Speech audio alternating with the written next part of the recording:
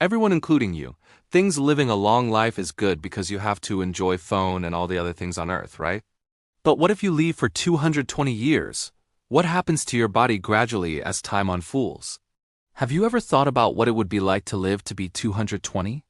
I mean, who wouldn't want more time to scroll through social media, binge watch shows, or travel the world, right? We all think a long life is the ultimate prize. But let's get real for a second. If you actually lived for over 2 centuries, what would happen to your body? Would it be a dream come true or something else entirely? Let's take a journey through time and see what life at 220 might really look like. First off, let's talk about your appearance. By the time you hit 100, you're already familiar with wrinkles, gray hair, and maybe some age spots. But imagine another 120 years of that. Your skin would become incredibly thin and fragile, almost like parchment paper. The collagen and elastin that keep it firm would be long gone, leading to deep, pronounced wrinkles all over your body. You'd likely be completely bald, as your hair follicles would have shut down decades ago. Your height would also noticeably decrease. The cartilage discs between your vertebrae would compress significantly over time, causing you to shrink by several inches, and your posture would become permanently stooped. Now let's look inside. Your bones would be the next major concern. Osteoporosis, the condition that makes bones brittle, would be at an extreme level. Even a simple cough or a minor bump could lead to a serious fracture. Your skeleton would be so fragile that you'd likely be confined to a wheelchair or bed, not because you can't move, but because moving would be too risky. Your joints would be worn down to almost nothing. The cartilage that cushions them would have eroded away completely, leading to severe chronic arthritis. Every movement would be painful, making even simple tasks like holding a cup a real struggle. What about your senses? Your eyesight would be severely diminished. Conditions like cataracts and macular degeneration would have progressed to the point where you might be legally or completely blind. You'd likely rely on sound to navigate the world. But here's the catch. Your hearing would also be a shadow of its former self. Years of exposure to sound would have damaged the delicate hair cells in your inner ear, making it difficult to hear conversations or enjoy music. Your senses of taste and smell would also fade dramatically. Food would become bland and uninteresting, not because the food has changed, but because your ability to perceive its flavor has gone. Let's move on to the heart of the matter, your heart. Your cardiovascular system would be working overtime. After 220 years, your heart muscle would be weaker, and your arteries would be stiff and clogged with plaque, a condition known as arteriosclerosis. This would make it much harder for your heart to pump blood effectively, dramatically increasing your risk for heart attacks and strokes. Your blood pressure would be a constant battle to manage, and your heart would be struggling just to keep you alive. And what about your brain? This is where things get really complex. While we often hear about the brain's incredible plasticity, 220 years is a long time to keep things running smoothly. You would almost certainly experience severe cognitive decline. Memory loss wouldn't just be about forgetting where you put your keys. It would be about forgetting major life events, or even the faces of people you've known for a century. The risk of developing advanced dementia, like Alzheimer's, would be incredibly high.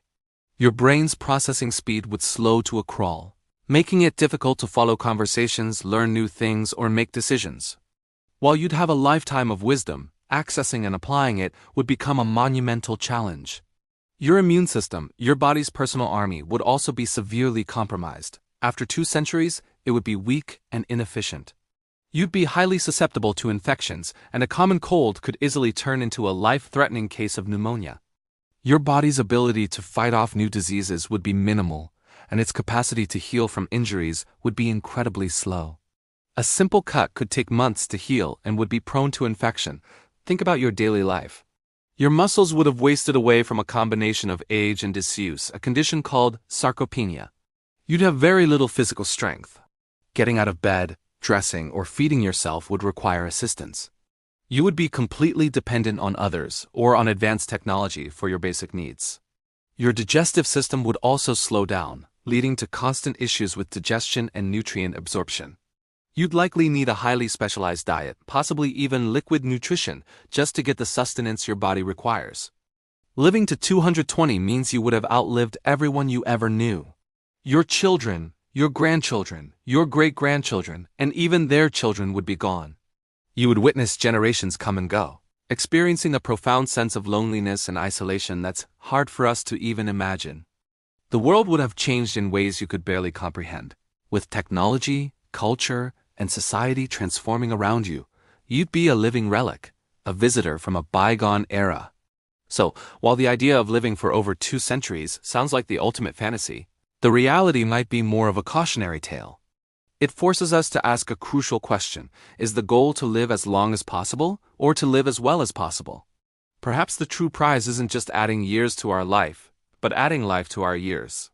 It's about cherishing the time we have, staying healthy, and connecting with the people we love. What do you think? Would you take the deal to live to 220? Let me know your thoughts in the comments below. Thanks for watching, and don't forget to subscribe for more videos that make you think. See you next time. Have you ever wondered what it would be like to live to be 100 years old? What would you see? What would the world look like through eyes that have witnessed a full century? It's a fascinating thought, isn't it? While we often focus on the wisdom and experience gained over a lifetime, let's talk about the physical journey our bodies, and especially our eyes, go on. It's not just about getting wrinkles. Our bodies go through some incredible transformations. As we age, our bones can become less dense and we might lose a bit of height. Our heart, a tireless muscle, might not pump blood as efficiently as it used to. The skin loses some of its elasticity, and our hair might turn silver or thin out. Our metabolism slows down, which is why diet and exercise become even more crucial.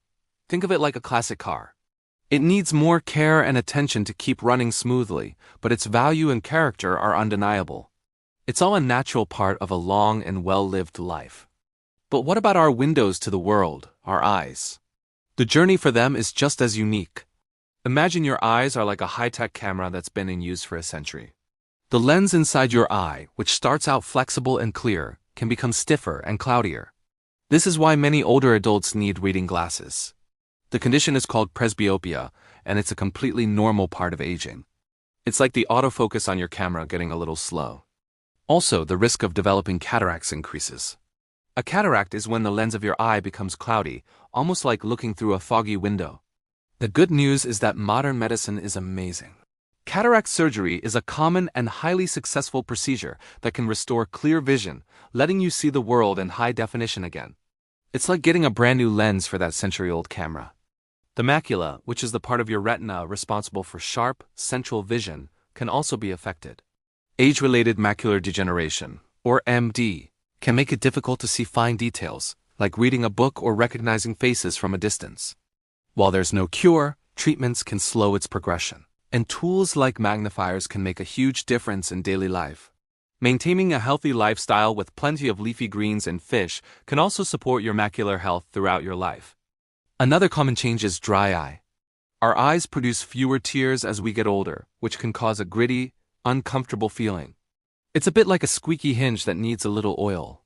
Thankfully, simple solutions like artificial tears or lifestyle adjustments can provide a lot of relief. It's all about giving our eyes the moisture they need to feel comfortable. And let's not forget about floaters, those little specks or squiggly lines that drift across your field of vision.